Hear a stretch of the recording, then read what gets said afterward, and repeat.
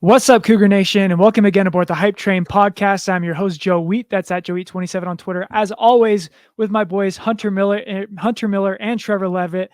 He's back. As always, never missed an episode. Hunter, I'm gonna need you to go back on vacation because things have been too good since you left. Might I say that BYU actually had games were far too close while I was away. Which could don't forget, I left and it was like 41-19 wins over Arizona. I'd leave and suddenly we're like last second wins over Oklahoma State. So, which is how you know it's a good season, is even when like the bad luck still can't take effect. But I feel like instead of Carmen Sandiego, we need to find out where in the world was Hunter Miller.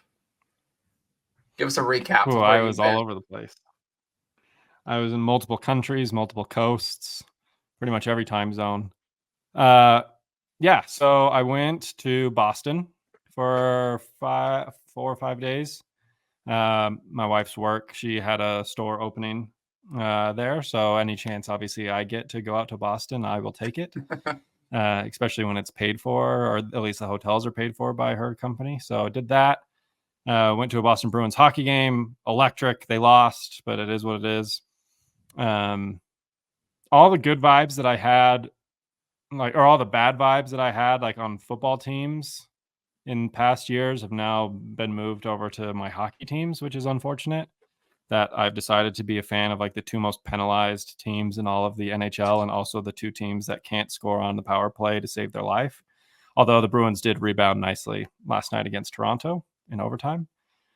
Not before giving up a game-tying goal in the final minute, though. Naturally. So that one kept me on the edge of my seat. But as long as football teams keep winning, I'll endure the hockey teams continuing to lose until football season's over. Then I need the hockey teams to pick it up, because then I don't know what I'm going to do through spring. But so I was in Boston for a few days, and then I went straight from Boston to Costa Rica.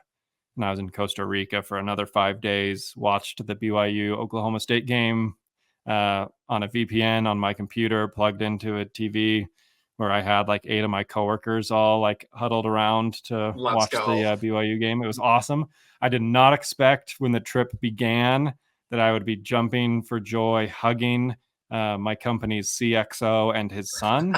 Yet there we were at 1:30 in the morning in Costa Rica, rain pouring down, in our open air little cabana that we were watching the game in. But that's where I found myself on that Saturday, or on that Friday night. It was awesome. And then I just got back a few days ago from Costa Rica. So, and then it's back to Boston next Tuesday for another few days. So, and that's where in the world I have been. Racking up the Sky Miles, dude. I wish. Let me tell you, JetBlue, fine. I'm a Delta guy, obviously. Always will be, always have been. The Wilson, I guess not, the Neeleman family, Zach Wilson's family, JetBlue, they've done a good job. When I tell you that United sucks so hard, believe it. That was the worst. My flight from Costa Rica to Houston was United, and it was the worst flying experience of my life. And then I flew United from Houston to Salt Lake, and I think they put a different flight's bags on our flight, because we were about to take off, and they're like, oh, there's an issue. We need to go back to the gate. And then they were like, okay, they just forgot to secure the cargo. They're going to do that. Then we'll leave 10 minutes. And then I sat there for an hour and a half watching them unload every single bag off of the plane, put it onto the little trucks that they have, and then take it somewhere else. So I think they put all the bags on the wrong plane. And so we sat there for an hour and a half, and I was supposed to get back to Salt Lake at 10 p.m. and didn't get back till 2 a.m. But other than that, to really throw it back to the 1990s, I find it fitting that the Chicago Bulls play in the United Center and the Jazz play in the Delta Center. That feels right, doesn't it? It's karma, yeah. For good guys versus bad guys. Yeah, and then I guess the Mavericks are in America, or at least it was American Airlines Arena. There's lots of plane companies love apparently to sponsor arenas, but it was fun. Yeah. So you've obviously had a great month of October. I've had a great month of October. Trevor's had a great month of October. Has this could you have scripted a better time to be alive as a BYU fan? Not just as a BYU fan, we got Jackson Payne, friend of the show, frequent contributor. His team, the Washington Commanders, are winning on Hail Marys. We got BYU going 8-0 to start the season. We got Utah losing 4 straight and the team absolutely quitting on the program. What else am I missing? Utah Hockey Club had a hot start to the season. They've been bad. They've been bad. They've lost 4 of their last 5. The Jets are trash. All of the expectations, all of the hype going into the season, just to end up with the same record as the Patriots. Things are turning up. BYU. Look, it's the worst Patriots team of the last several decades, since pre-Drew Bledsoe, probably the year before Drew Bledsoe got there, because he was the first overall pick. And the fact that despite this being the worst Patriots team of my lifetime, I take solace in the fact that they still are able to beat the most overhyped Jets team of my lifetime. Even when it could not get any worse, they still managed to get a victory over the New York Jets. And it's it's to me the equivalent of the pre-mortal war in heaven, to get real spiritual with you guys on a Sunday, where it's there, evil might have its time in the sun here and there, but ultimately good will always prevail, and the Patriots will always prevail over the New York Jets. And it's nice. It strengthens my testimony. And also the Dodgers are beating the Yankees, another, exhibit B. There's this, again, I'm going to continue because it's Sunday, recording on a Sunday. We don't do this a whole lot. There's a conference talk a couple weeks ago where one of the speakers was this decade, it's going to be such a great decade, all these blessings. And I did not expect for it to start that second. Immediately they're this next decade is going to be unreal, so many blessings. And from that point on, Utah has not won a game and BYU has not lost a game, and the Yankees are losing the World Series and the Patriots are beating the Jets. Something's wrong with the hockey club. I don't know what's going on with them. And then again, even when the Bruins aren't good, they still beat the Maple Leafs. So everything's right in the world. It's great. I will counter though. We can get Trevor's thoughts, but then I'll give you a counter on which month might be better. Because I was just gonna say, this has been this month just in general has been fantastic. The vibes have been immaculate. You brought up Jackson, the game winner today. You've got Jets fans posting pictures of Robert Saleh and Zach standing together and agreeing that apologies need to be issued. There was that Wilson video of the castaway scene where Tom Hanks is calling out for Wilson, and it's just Zach Wilson's head just floating away as he apologizes. That just made my Sunday entirely. We've got Joe and Johnny sitting next to my family, just cheering on the Cougs the last couple of games. That's been a blast. Just being able to talk all things BYU and turn around and watch Utah lose in every imaginable way possible. And it just somehow manages to get uglier and uglier every week. It's been so Hunter brought up the conference talk. I'm going to go and even a step further. That Kansas State, the lady that said the prayer that asked to remove all negative energy from BYU. You know what? Negative energy has been deleted. Trevor, that is a fantastic point. I had completely forgotten about that, but that is a fantastic point. There's no bad energy left. Find it. Somebody find the bad energy. It has been removed in its entirety. And I love it so much. We need her on the pod next week. If there ever was a time where we need her, it's in lead into next week. Whoever in the BYU marketing department can get us the contact information for her. Someone at BYU Pathway, whatever it is, we need her on the pod. We'll track her down. I know some people who are in charge of assigning the opening prayers. I'll see if we can find a way to get her on board. My favorite thing about the month of October, it's an oldie but a goodie to close out the month. What is BYU ranked? 9. Did Utah win a game in the month of October? 9. 9. For our German audience out there, I don't know if we have anyone listening in Germany, but worldwide fan base. What do you know? We might now.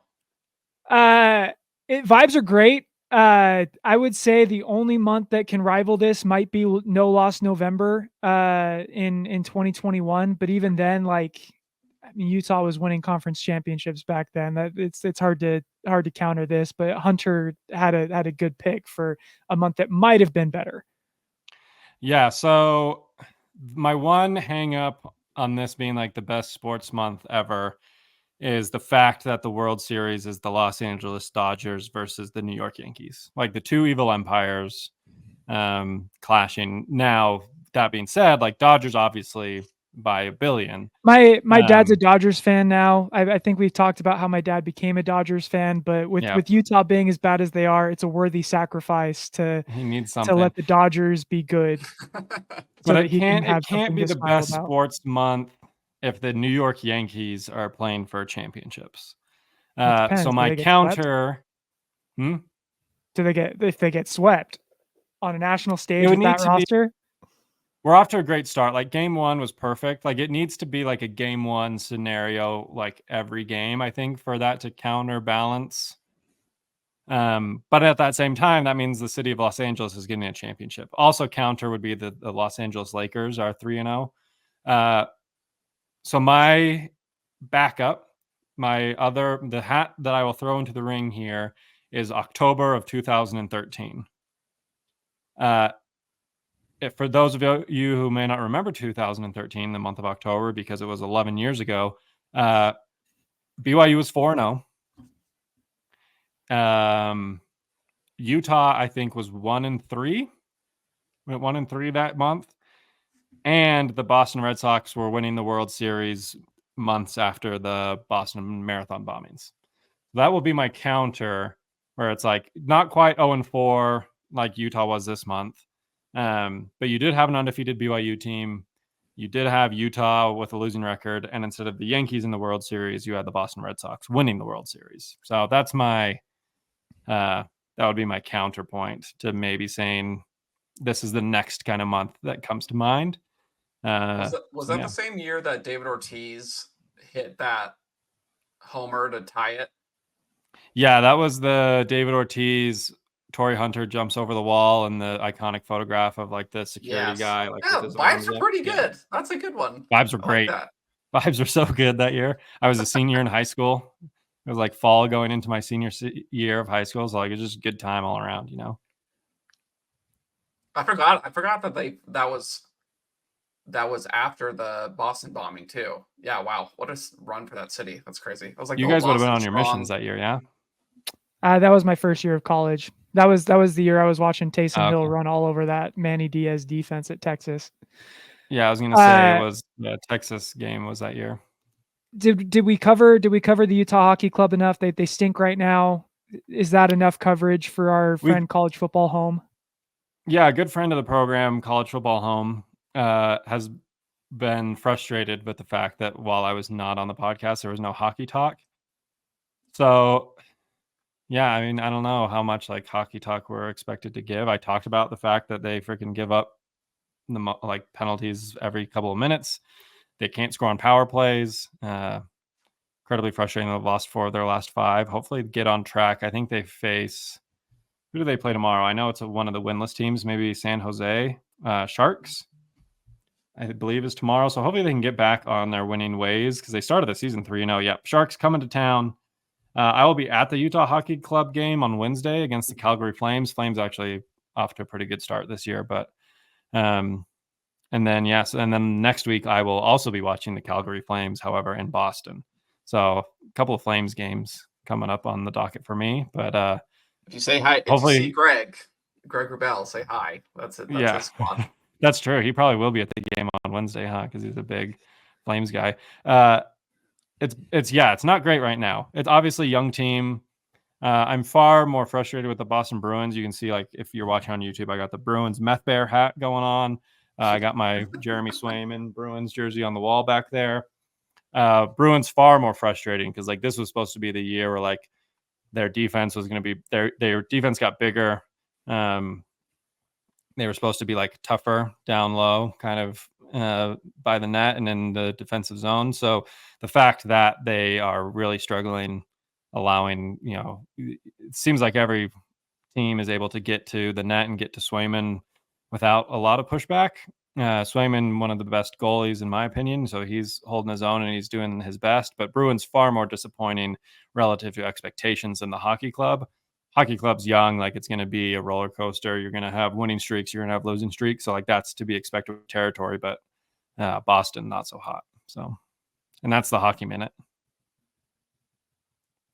Next week, I'll report what the hockey club games are like. So because there's no BYU game. So I commit as well, just so Hunter's not getting stretched thin. Like to now that I'm moving back to like working the mornings, I'll actually be able to watch the hockey games at night because heaven knows that Hunter just puts this pod on his back most of the time when it comes to editing and getting all the ad reads and everything in. And when it comes to the hockey, if there is somebody, if there is something that I can do to lighten the load, it's to watch a hockey club team. So you're not the only one that has to report on this. So that's my self-appointed job next week. I like it. Power play opportunities for the hockey club, abysmal. I think let me see, quick math would tell me that there is they have given up power play opportunities against 35 power plays this season. So not hot. I think Boston's had like 40, and that was before the game against Toronto last night. So can't win when you're playing a man down that often. But next week we'll do more hockey because will be no BYU game to recap. Now we move to BYU. Guys, we have a top 10 team in Provo, Utah.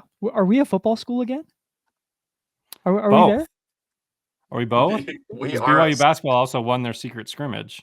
We are a sports ball university. We might be 2 weeks away from AJ DeBansa committing to BYU. Like, goodness gracious! If AJ DeBansa commits the week after, let's say BYU, I don't want to get ahead of myself, but I'm going to get ahead of myself. Hypothetically, what is the better sport? We're talking sports months. I'm a top sports weeks. What's the better sports week? The week that BYU beat Utah and then it was Big 12 invite, or was it Big 12 invite and then beat Utah?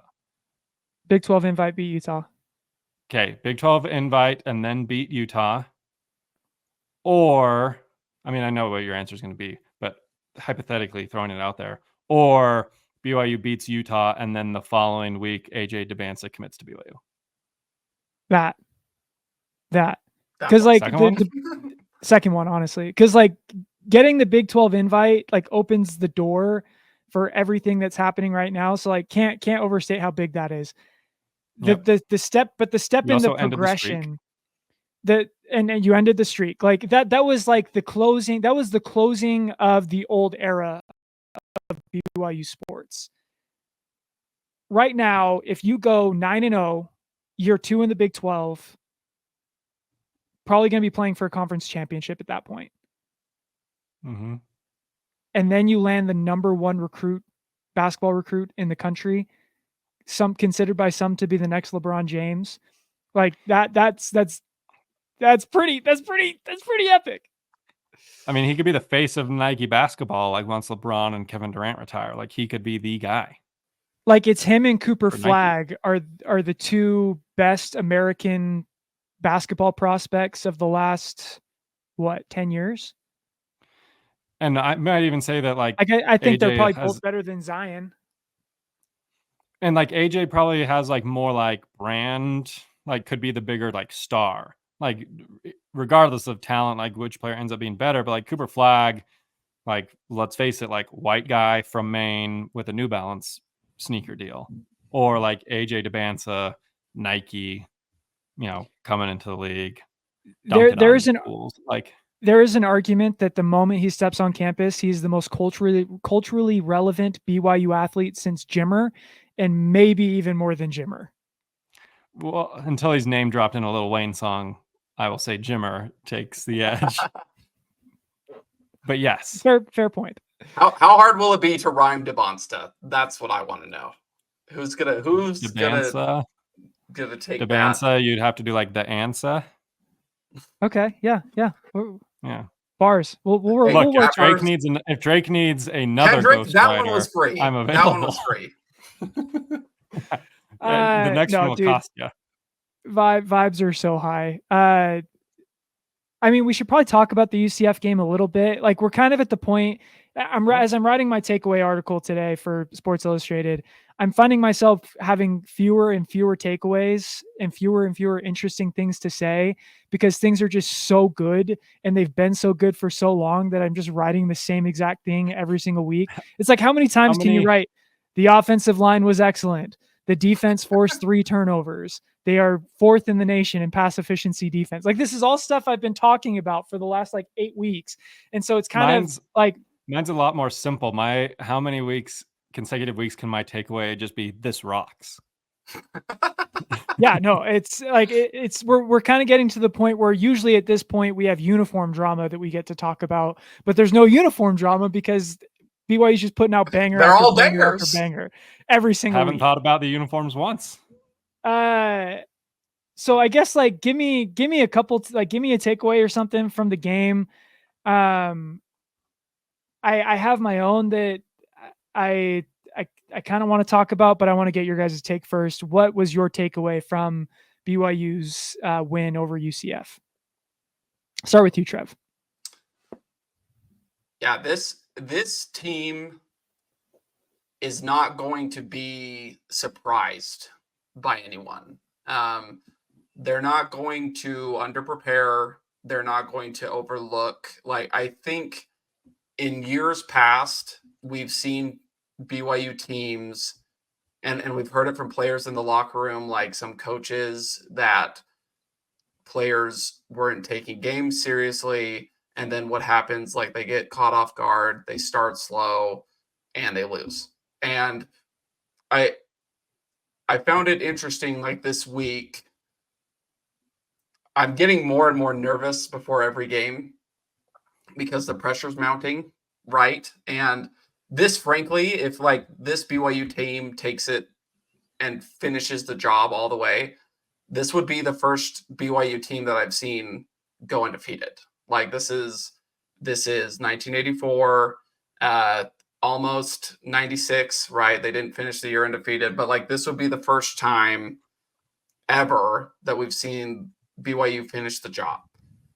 And going into this UCF game, I was worried about, we just got gashed by Oklahoma State. And what they do is exactly what UCF does. We're going 2 time zones away.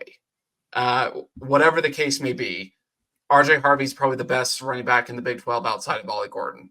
And even then, he's got a better offensive line than Ollie Gordon, so maybe you could argue that he's better. They're running for 280, 6 yards per game. One of the things that I realized that I wasn't worried about was it being considered a trap game. That Utah was next on the schedule, that there was a bye week maybe that the guys were looking forward to because, with this schedule, guys are getting banged up, whether or not they're showing it on the field. But that's not what I was worried about. I wasn't worried about them coming out flat. I wasn't worried about them coming in woefully unprepared or overconfident. And I was rewarded for that confidence. They came out fast. They knew the game plan. They held this team to under 100 yards under their rushing average. And they just took over the game. It's not that, 37-24 win it does not indicate, and like anyone who watched that game knows that game was not nearly as close as that score indicated. They came in and they dominated, and they turned it into a home game midway through the third quarter because they sent everybody home that was a UCF fan, and everyone that was left was BYU. This team is not going to be surprised by anyone. It's the same reason why I'm not worried about Utah being a trap game, because this BYU team is not overlooking the Utes. Regardless of how many they've lost in a row, they've got things to prove, and they're constantly looking for reasons to be motivated and angry. Like they took it personal that UCF was 2.5-point favorites.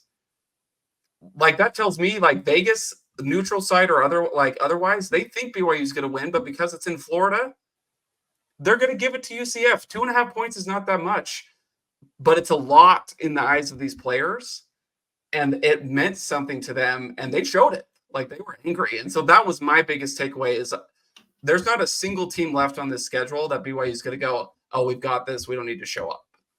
Like we're going to just kind of sleepwalk through this and we're fine. And that to me is what gives me confidence moving forward, regardless of how nervous I get, because the thing that tends to be BYU's Achilles heel is something that they've at least kept an eye on and have prevented so far up to this season for 8 straight games. My takeaway is going to be, I think, along that similar line of thought, where it's just these aren't the same old Cougs. Right. And I think, Trevor touched on like the betting line. I think that line shows me that Vegas thinks that this is still the same old Cougs, where it's like, yeah, like you're winning, but now you've got a day game the other side of the country against a team that had a good showing the week before against Iowa State. BYU like should win, but like for whatever reason, this feels like a game where it's before a bye week leading into the rivalry game. This is like a letdown spot for BYU. And historically, those usually end up being letdowns, right? Like where BYU, for whatever reason, comes out flat, don't play their best game, and they end up losing a game where you thought that they would win or thought they would at least have a better showing, right? My mind immediately goes back to last year against TCU. It's not a good TCU team. BYU's on a bye week. I think they were like 4-1 at that point, or 4-0 at that point, whatever it was. And they come out and they just absolutely, look ill-prepared, fall flat, brought the wrong cleats to the stadium, and you just get embarrassed by a TCU team that really wasn't that good, and that BYU not only maybe should have beat, but at least it should have been a close game. That feels like this was one of those situations, and we talked about it before too, with the Baylor game coming off of that emotional win against Kansas State, where it's, hey, this is a 10 a.m. game on the road. You haven't won a Big 12 road game.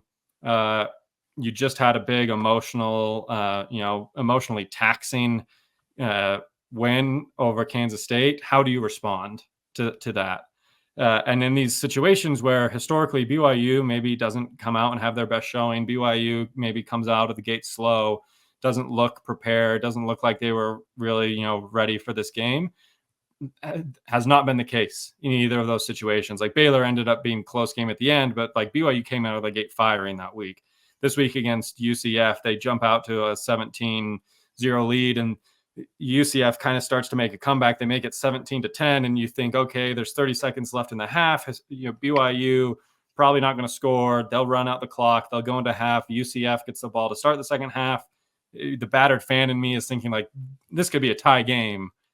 2 minutes, 3 minutes into the first half or into the second half, especially after they gave up that 3rd and 15 tunnel screen conversion to UCF when they were backed up in like their own 15-yard line. Just kind of felt like that was a moment where BYU teams of the past, the game starts to get away from them, and suddenly what looked like should have been an easy win is now a dogfight, and could potentially end in a loss.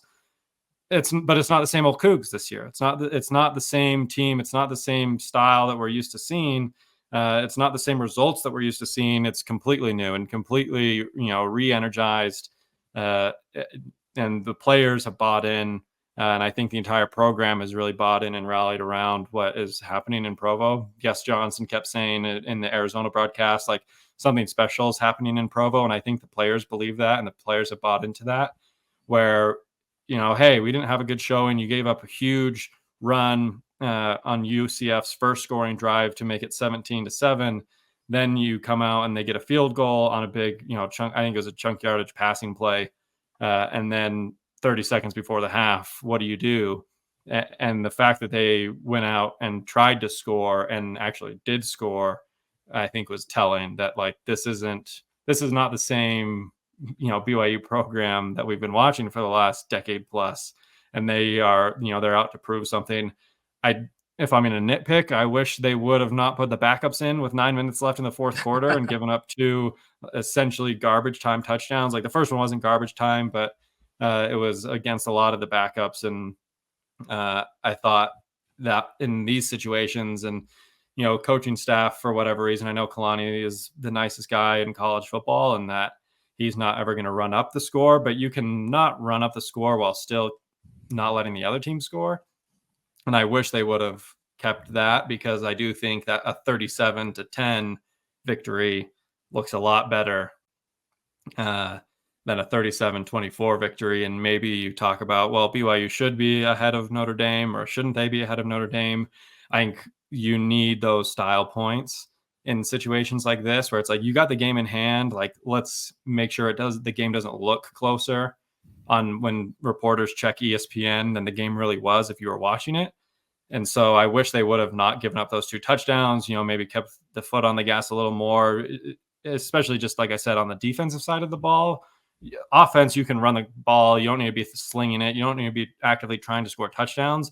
But let's keep the other team out of the end zone, right? So that at the end of the day, when reporters look back and they're making their ballots for the AP Top 25, they see a 37-10 victory and not a 37-14 or 24 victory. So that'd be like my one nitpicky thing, where it's like maybe BYU is kind of the same old BYU in that regard, but in all other facets, like this team, there's just something different about them. There's an edge to them that I think we haven't necessarily seen from BYU teams in the past, and even really good BYU teams in the past, right? I think looking back, BYU should have won that Coastal Carolina game in 2020. Weird situation, weird factors, road game with like 2 days notice, this and that.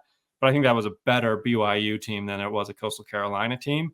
And even that 2020 team was awesome, right? And I think 2021 BYU, Jaron Hall like had some time, but like even at the end of the season to close out a year like that with a loss to UAB is, Trevor, you talked about finishing the job. That's an instance where I think you could say they didn't finish the job. That's a game they should have won. Whereas this BYU team doesn't look like that's necessarily the case. And that has been the case on even still really good BYU teams in years past. To carry off what both of you guys are saying, my takeaway is that BYU is just a wagon at this point. Like Vegas is just not, like, we just have to appreciate that, like, Vegas is just not going to respect BYU this year. The predictive analytics, like SP plus, FPI, the JP poll from our friend Josh Pate over at 24/7, K Ford, Well, all of the predictive. Well, friend? Josh Pate just apologized to BYU on his show tonight, so he's a friend again. Okay. Friend now, yeah, sure. But like all of those metrics have BYU outside the top 25. Those are what's called predictive analytics of like at the end of the season, where do we expect these teams to be? Those are all bogus in my eyes, and there's just something about BYU that these predictive analytics just can't quantify. And that's why you're seeing BYU being a 3-point underdog. My favorite interaction during the week was Bud Elliott of the Cover 3 podcast left BYU out of his projected playoff field and said that the reason why was because BYU was a 3-point underdog against a 3-4 team on the road, which is fair. To which I responded, why do you think that this is why do you think that's the line? And his response was, because BYU has been unbelievably turnover lucky against a weak schedule, and this is what the professionals are seeing. To which I say, the professionals were wrong again. Which, like, for the 7th schedule. time. Again, forget all that. Like we've beat that into oblivion that BYU is 29th in strength of schedule according to Sagarin, and they're 4th in strength or 3rd in strength of record according to ESPN. Like we've beat all that. We beat a dead horse with all that. But at this point, Vegas is undervaluing BYU by 14 points every single week. Like BYU is what 7-1 against the spread this year by an average of 14 points. 14 points, 2 touchdowns. BYU is beating the spread by every single week. And at this point, we are still talking about on national shows, BYU is going to get fraud checked at any given moment. Look at the spreads. Look at the spreads. Look at the spreads. Like the spreads know what this BYU team is. They don't. Like and BYU is an outlier this They haven't year. known once. I'll fully like like BYU is an outlier. Like Vegas does a good job at what they do, but BYU is just an outlier this year. And there is something that BYU is doing that these Vegas spreads just can't quantify. Like I'm at the point in the season, like as a data analytics nerd, like I love numbers, I love spreadsheets. I'm kind of at the point where I'm out of the advanced analytics side of the bus, and I'm now at the that boy nice side of the bus because man, that boy nice. Like this BYU team is freaking fun to watch. We got punters snapping the ball in between their legs on fake field goals. Like, okay, can I this is the drive chart since the second half of Oklahoma State. These BYU has had 11 offensive drives. These have been the results of those drives. Touchdown, touchdown, field goal, touchdown, touchdown, field goal, touchdown, punt, touchdown, touchdown, field goal. That's 58 points over the last 11 drives. 5.27 yards, 5.27 points per drive. That's pretty good. That's pretty good. Over the last 3 weeks, like we talked about the offense coming in, about how the offense was going, like all the offense had to do is just not screw it up for the defense. Over the last 3 games, BYU is 14th in the country in yards per play. And I think they're 12th in the country in points per game. That's pretty good. That's pretty good. That's a championship level offense for a team that we all thought the offense was just going to be, if they could just be mid, the team would be pretty darn good. And right now, BYU has jumped from like in the 60s from the first half of the year all the way up to like the 30s. They're 22nd in points per game. Like this is a really freaking good offense that's just now hitting their stride. And that's got to be terrifying for every team left on this schedule. It's just bananas that at the beginning of the year, and like speaking of dead horse, but I just feel like it needs to be reiterated. It's just wild that at the beginning of the year, if you said this offense is going to look different without LJ and Hinckley healthy, like you would be correct, but also not understand that the team can still go 6-0 without them. And then you get both of them back and they combine for nearly 200 yards rushing and over 5 yards per carry the last couple of games. Like I'll give you the exact number of that. Since LJ returned over the first 5-6 games of the season, it was the first 5 games of the season, BYU is averaging 4.2 yards per carry, which is fine. That's okay. The goal of the team this season was 4 yards per carry. Average 4.2. Since LJ came back, they're averaging 6.2 yards per carry. Like almost as good as Ashton Genty. It's just, yeah. Oh my gosh. And it's not just LJ. It's like Hinckley is balling. Like I apologize, Hinckley, for all the negative things I said about you in the stands, dude. Like you're balling, averaging like 5 yards after contact against UCF. That's awesome. We got Jake Retzlaff looking like Vanilla Vic, evading pressure, stepping up in the pocket and scrambling for a 30-yard touchdown. Like this run game, man, like that. And that's the reason BYU's offense has been so good, is because BYU's just been able to lean on these teams and score, like go on these 17-play touchdown drives where they're not throwing the ball once. You're starting to see it even in the passing game. Like, I know that UCF's defense is not necessarily like this vaunted, like great pass defense, but the amount of just players in open space running free that I saw on Saturday, like Reiner, A-Rod has been calling a masterclass. Like Darius, like they're all just in, like, it doesn't matter if it's zone, it doesn't matter if it's man, if they're in zone, there's no one within 5 yards of them in these nice little pockets. You've got Chase Roberts beating dudes on corner routes. Jake's throwing an absolute perfect ball that Chase is just shaking his guy off and taking it to the house. Like the running game, like we talked about this all the time. Like the run game is meant to help open up the pass. And for the first couple of weeks, it was the pass that was opening up the run. But now you bring back two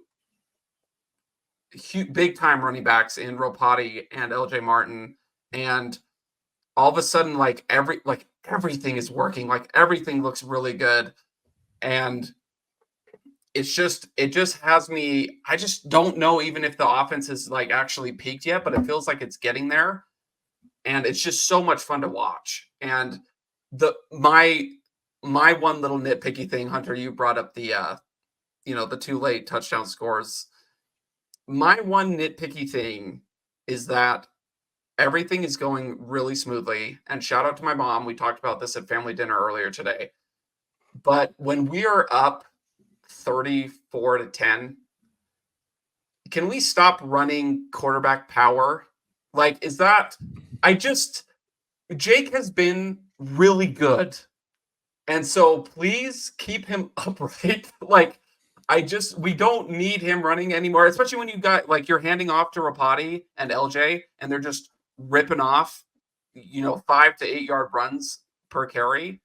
Like that's their job. Like that's what they're meant to do. And so maybe we just dial back on that just a little. Jake looks really good, and he picked up a huge first down conversion when it looks like maybe momentum was switching the other way on a 3rd and 7. And that was big, but you got to keep him healthy. This is where we've gotten in the season, BYU fans. Is before the season, it was like, do we want Gary Bohannon? Like, is Jake the guy? And now it's like, Jake, please stay healthy. Like, you're that dude. If the QB contest was that close though in fall camp. Who knows? Could you imagine, Trevor? Could you imagine our option game with? Could you imagine the option game with Gary Bohannon? Well, but that's the other thing too, though. Is when UCF has not been able to stop you all game. If you want to run the football, like if you want to run quarterback power, that's fine. Put Gary in that late in the game. Like the game has already been decided. They were having a hard enough time stopping it anyway. Gary's 6'2", 245. Run him. Try it. I don't know. Am I crazy for thinking that? You keep Jake out of the crosshairs and Gary's a gifted runner? Maybe. I don't know. I personally don't have a problem with the way the second half of that game was managed on offense. It's annoying because Jake in the first half had 200 yards passing and ended the game with 228 yards passing. That's incredibly frustrating for my narrative because I really want Jake to just light up the stat sheet every single week. But in the first half, man, he's freaking awesome. It doesn't bother me that they just decided to, and even the QB power stuff. I think the QB power is what sets up the option game, where when Jake looks to run, the linebacker has no choice but to go after Jake, which leads to LJ and Hinckley getting outside. So I see your point, Trevor. I personally, when BYU's up 24 points, why not put Gary in there and see what we can do on the ground? Just have some fun at that point. I want to touch on something that you said about the run game opening up the pass game. There's real data driven stuff that shows that that's a thing, because Jake Retzlaff this season is the number 1 quarterback in the country, according to PFF, in the middle part of the field. That middle part of the field opens up a ton when those linebackers have to creep up and respect the run. He has a 92.6 grade, which again, best in the country from 10 to 19 yards, throwing 10 to 19 yards downfield. That's that part of the field that those linebackers usually occupy when you don't have to respect the run. On play action this year, 90.4 grade on play action. Again, top 5 in the country, according to PFF. That's the kind of stuff that when BYU's run game is working, they can get whatever they want in the pass game, because you have to respect that BYU is going to score a touchdown on you. They're going to run the clock on you, and they're going to shorten the game on you if you don't respect the run. And now BYU's got opportunities throwing it over the top of those linebackers. And they've done it. They've done better at it than almost anyone in the country. Again, Jake Retzlaff has a 62% completion percentage throwing from 10 to 19 yards downfield. That is awesome. like that middle third of the field. That is incredible. Somehow he's worse throwing screen passes this year than he is any other throw. He has a 59.5% completion rate on screen passes. And also a better touchdown to interception ratio on all throws, not screen passes. On not screens, he's completing 59.6% of his passes, 16 touchdowns, 6 interceptions. On screen passes, 59.5%, 2 touchdowns, 1 interception. He gets sidearmy, dude. Like that's it's just it's like the baseball. Yeah, it's the infielder in him. But man, like Jake has just shortstop gotten trying better. to turn a quick double play, and it just sails on him. But like Jake has gotten better every single week. Like he's a quarterback that has proven that you can win. Like you can win a game because of Jake Retzlaff, and that was the thing that we weren't sure about coming in. It's like you knew that you could lose a game because of Jake. You weren't sure if you could win one. He won that Oklahoma State game down the stretch. Like I think I feel pretty comfortable saying that. And I feel like he won this UCF game too. Like 174 passer rating. That's freaking awesome. Led a 75-yard touchdown drive in 30 seconds to end the half that put BYU up by 2 scores, and the game was pretty much out of reach at that point. That's freaking awesome. Like I saw a crazy stat that in goal to go situations this year, he is 7 for 7 with 7 touchdowns. I'll take it. I mean, just off the top of my head, you have the swing pass to LJ at the beginning of the season, the RPO to Darius against Kansas State, a couple passes to Taase. Yeah, no, I mean, he might be. In goal to go situations, BYU has not thrown a pass on 3rd or 4th and goal this season. They are barely getting there because on 1st and 2nd and goal, Jake is 7 for 7 with 7 touchdowns. He has a rating of over 500 in goal to go situations.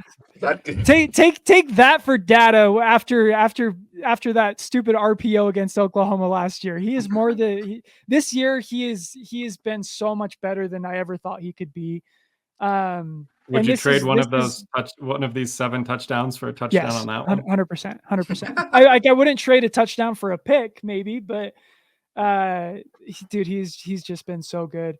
And again, I think he's getting better as the season goes on. In the month of September, his rating was 138. In the month of October, it was 144. Like he's been nailed against better opponents too. Like he's not playing Wyoming and Southern Illinois. Yep. He's playing, Kansas State and UCF and Oklahoma State. He's become the catalyst of like not only just the offense, but like the entire team. Like when they need a big play to start the year, we kind of talked about you need a big play. You look to the defense. You thought coming into the year, if you needed a big play on offense, you'd look to LJ Martin. He's become like the guy on the team where backs up against the wall. Like, again, we talked about it, 17-10, 30 seconds left in the half, kind of like a gotta have it or just run out the clock situation. They turned to Jake and said, hey, like, go make a play for us. End of the Oklahoma State game. You obviously have to have it. Like, so much is riding on that one drive, 4th and 8.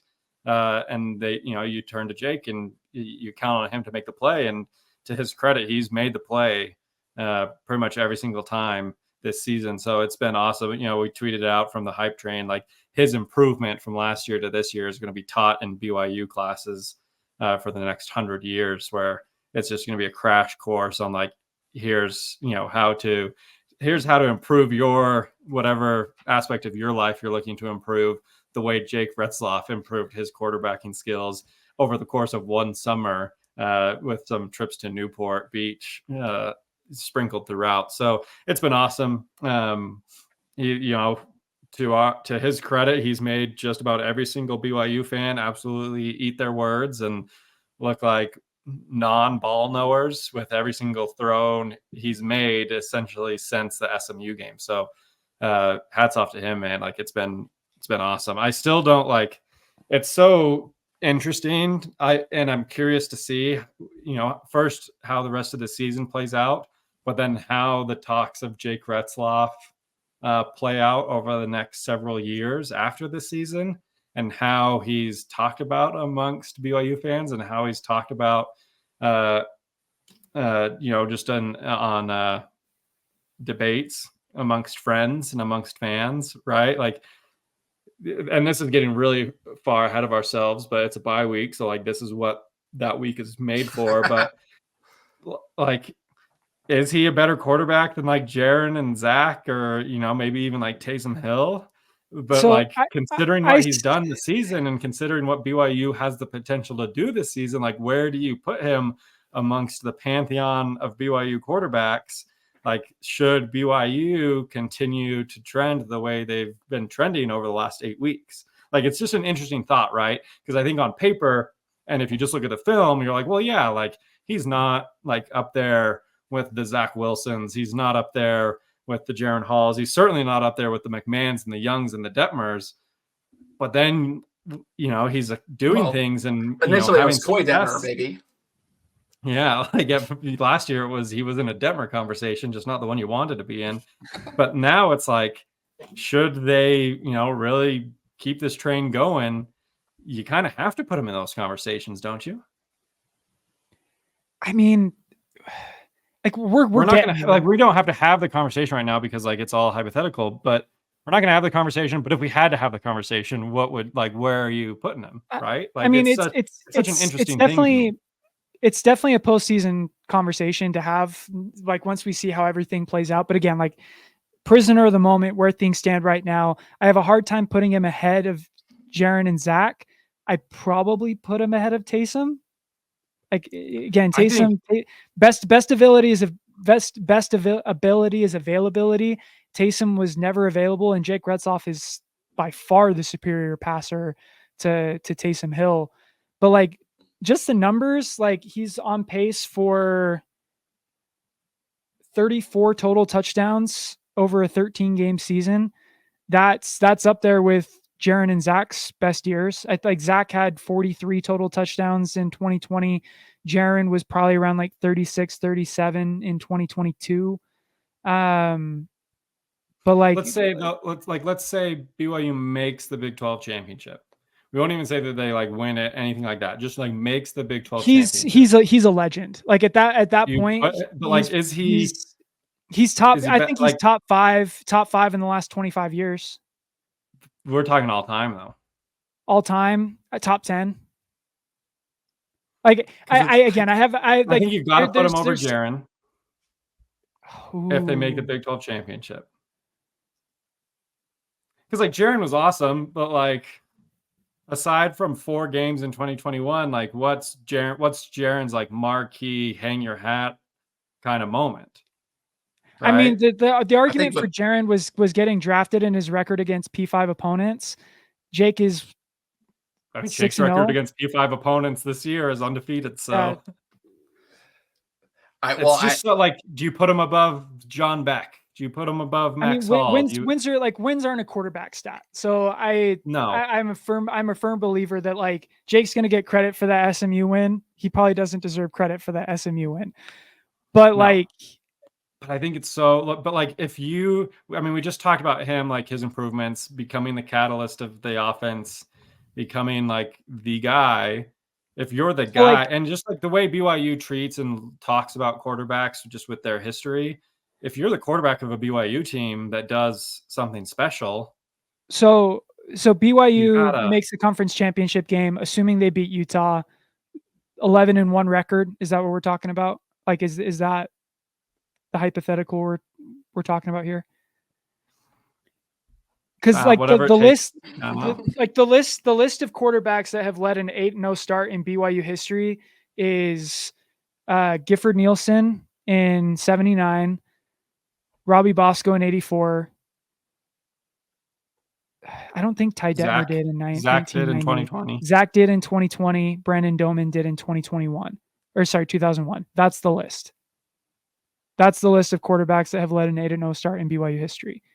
And I would say, like Robbie Bosco obviously did it against a much better schedule, to your point, Trevor. Like Robbie Bosco gets a lot of credit for that 1984 national championship season. I don't think he's one of the 10 best. I wouldn't put him in like one of the 10 best quarterbacks in BYU history personally. Like probably, but like national champion Robbie Bosco. But like in terms of like raw quarterback skills, I don't know. That's out of turn. I repent, strike it from the record. Robbie Bosco's absolutely in the top 10. But like it's just like we don't. I mean, the list of quarterbacks unequivocally better than Jake at this point. If Jake gets to a conference championship game, Jim McMahon, Steve Young, Ty Detmer. Yep. I would probably put Max Hall in there. Yep. Winningest quarterback in BYU history. I would put Zach in there. I'd probably put John Beck in there. See, I think after Zach, so that's 6. That's when the conversation, like, should BYU get to the championship? No guarantee they win the championship. No guarantee they go to the playoff. Like, if he just gets to the conference championship this year, right? I think you have to put. I think there's that category that you mentioned where it's like McMahon, Young, Detmer, Max Hall, Zach Wilson, and then I think that's tier 1, and I think Jake is on the outside looking in. I think the conversation really gets interesting in that tier 2 conversation, and I think that's when you're talking about like Robbie Bosco, you're talking about Steve Sarkisian, you're talking about John Beck, Jaron Hall, like those guys, where I don't think Jake is necessarily as talented as most of those guys. Maybe won't have like the same statistical numbers as a lot of those guys. But the fact that he did something like take BYU to the Big 12 championship in the second year in the conference, I think is something that would put him in that conversation. Now, if you're talking about BYU wins the Big 12, BYU goes to the college football playoff, then the conversation gets really, really interesting. And we can wait to have the full in-depth conversation about this once the season's over and we actually know the facts and reality is played out. But it is just a thought I had this last weekend when I was watching the game where I was like, like statistically, like Jake's having a good season. I don't think Jake's having like a 1996 Steve, Sarkisian year or Ty Detmer Heisman year. Like obviously those guys years, single seasons were far and away like next level and better than what Jake's going to have. But I think if you're talking about just like accomplishments and what they were able to lead the team to and cementing your legacy, I think the conversation is actually really, really interesting because I think talent wise, he's not on the level as a lot of those guys. But I do think when you're factoring in accomplishments and what they were able to do at BYU, then I think he enters that conversation and it could get really, really interesting depending on how the rest of the season plays out. So just a thought. I can't believe crazy. I can't believe this is even a conversation. So are you ready for this? So Jaron Hall in 2021, like 2022, Jaron Hall was awesome. Like I don't think any of us would argue with that. So through 8 games in 2021, Jaron Hall threw for 1,900, pretty basic, we'll call it 2,000 yards, 16 touchdowns. Jake Retzlaff this year has thrown for 1,900 yards and 18 touchdowns through 8 games.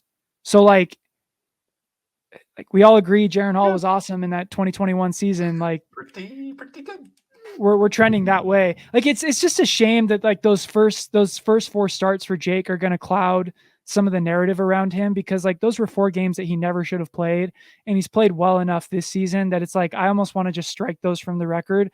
What I do know for certain is there is a school up north that would love to have Jake Retzlaff as their starting quarterback after an off season of hearing that Jake Retzlaff, there are 4 quarterbacks on Utah's roster that would start over Jake Retzlaff. And boy, oh boy, does that look hilarious now.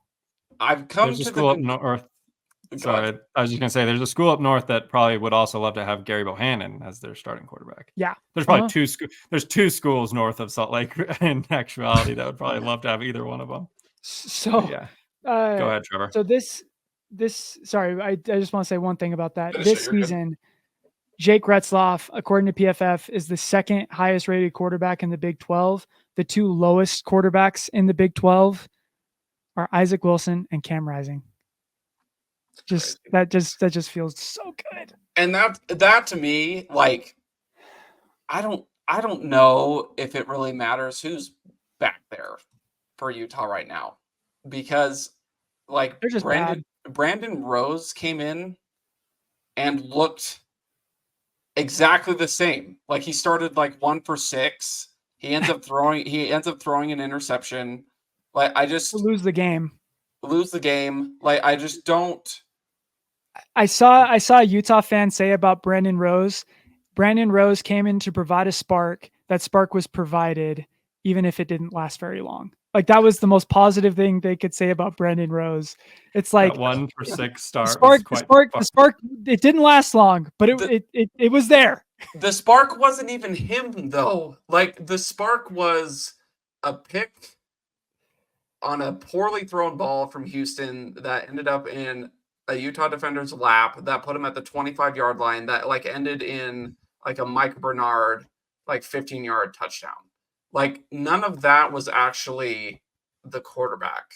And this isn't a Utah podcast, but like there is something the next like 2 weeks it is. There is like something objectively up with that offense, and Andy Ludwig like stepping down, getting fired, like whatever it is.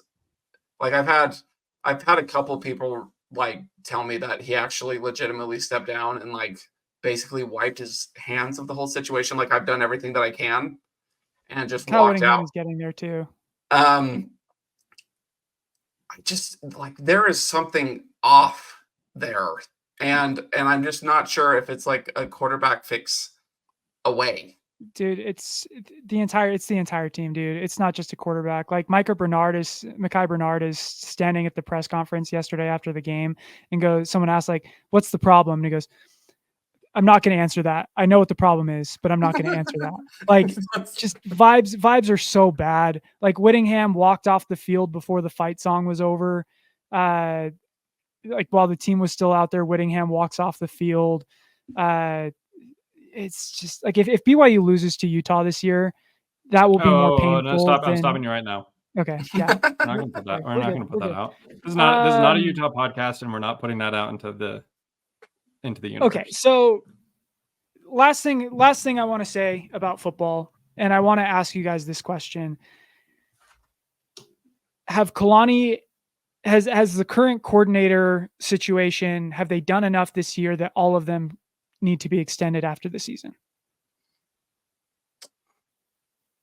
If you can guarantee that the culture can stay the same by doing so, then yes. Like, I think and something that I kind of wanted to touch on, like, I'm not immune to this either, but obviously that game yesterday was scoreboard was way closer than the game actually indicated.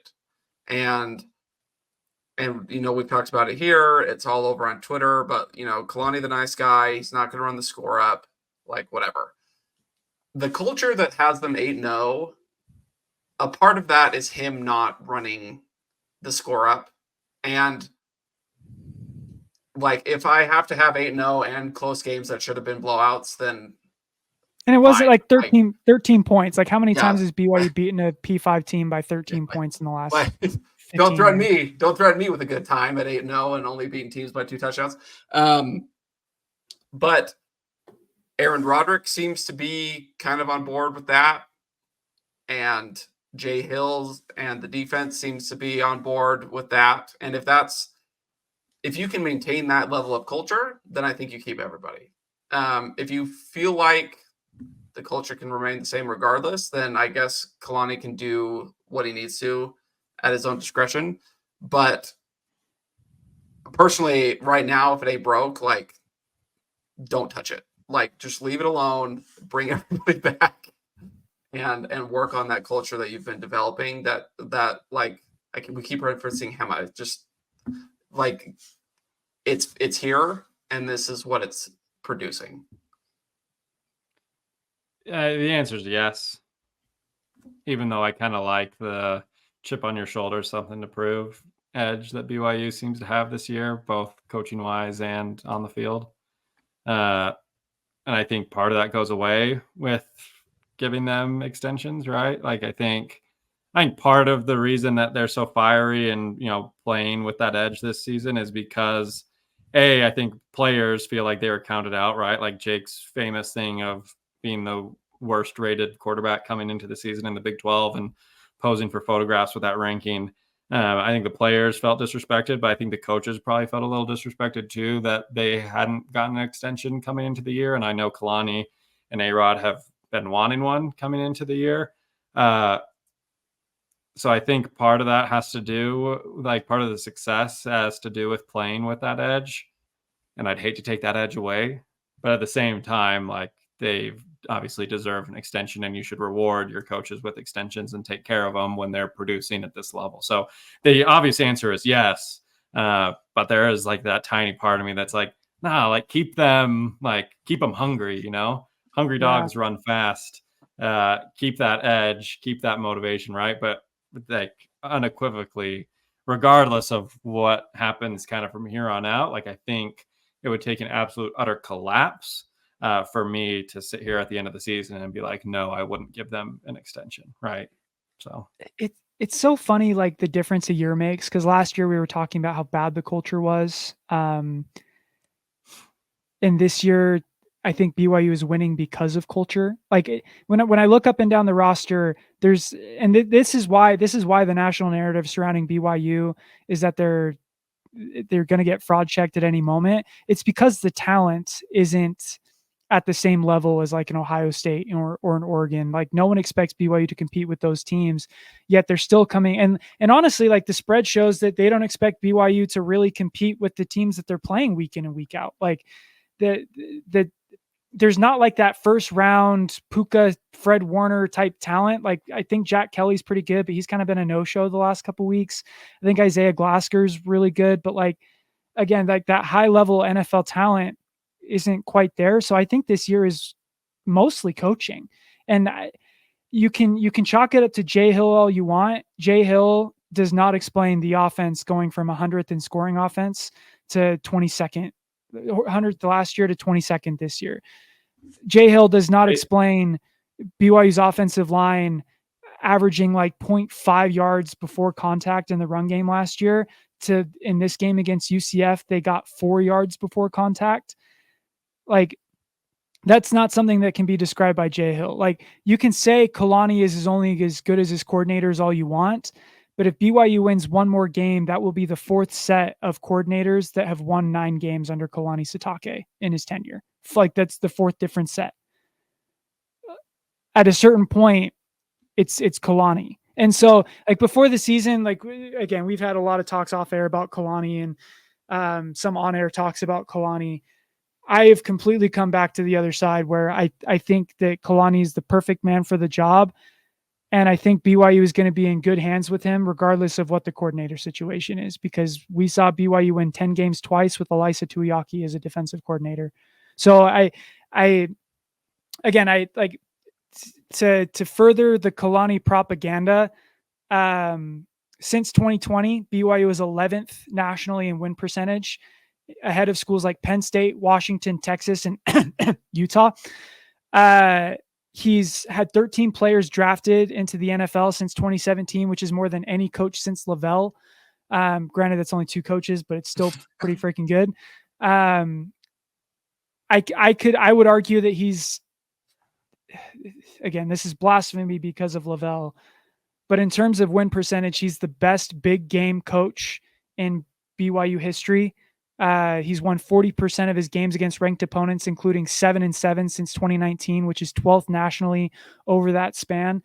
Like Kalani's just a good coach, man. And BYU's been awesome for like, since he's been here. Like granted, 2017 sucked, 2023 sucked, but at this point they're 8-0, ranked in the top 10. I think it's time to extend Kalani.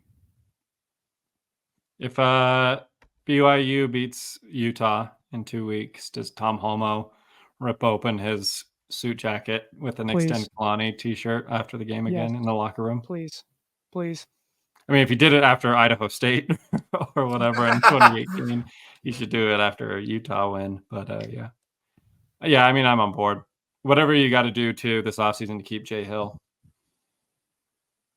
Yep. And I honestly I think that extends to A-Rod. Like I think A-Rod has done such an awesome job with this offense, given where they were a year ago. I think the whole staff, credit to the entire staff, credit to the entire team. Like, stay hungry, of course, but like these guys deserve it. Kelly With Papinga. what they've, oh my gosh, Kelly Papinga.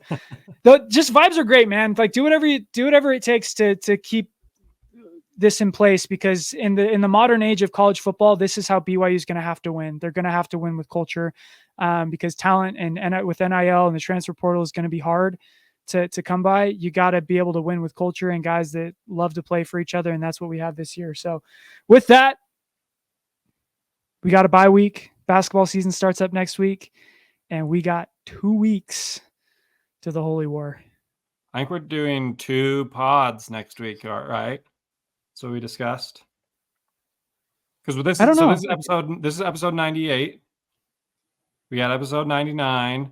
I don't know. We talked about It's doing hard like a because best of.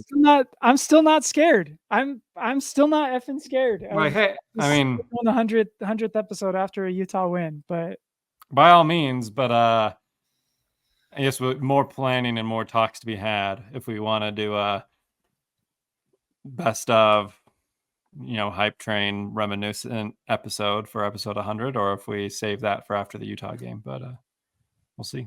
Maybe 2 pods next week, TBD. Also, BYU basketball starts like in a week, yeah, November 5th, I think. So good time to be a Coug, man. Next week, I guess, will be a little basketball preview and Utah preview. That'll be fun. Go freaking Cougs. Cougs by a billion.